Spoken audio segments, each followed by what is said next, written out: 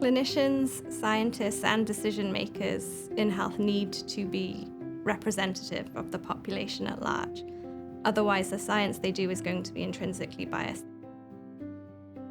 I am Eleanor Palser. I'm a postdoctoral scholar at UCSF in the neurology department. So day to day, I work with children and I do cognitive and emotional evaluations. And we're particularly interested in this other side to dyslexia, not the difficulties that these children have, which are pretty well documented, but perhaps what strengths they might have sort of hidden away that could actually mean that they have huge potential.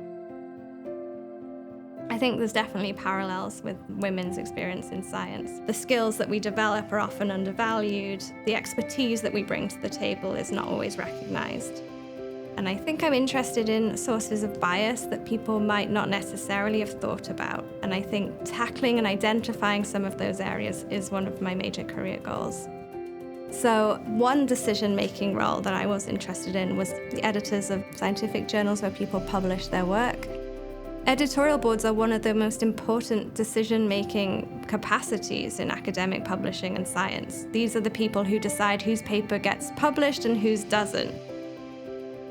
And the paper that I published in Nature Neuroscience, it interrogated who the top editorial boards are in psychology and neuroscience. And the results indicated that these editorial boards are overwhelmingly populated by men.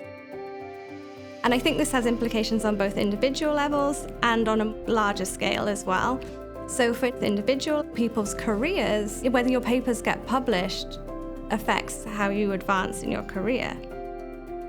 I think an important first step is that journals need to recruit representative editorial boards. Having a representative sample of people making decisions about what is published means that you're less likely to be introducing bias into that process.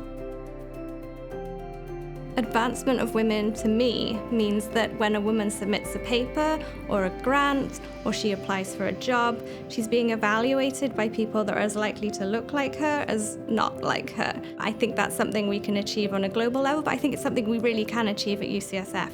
And I would like UCSF's leadership to look like its scientists.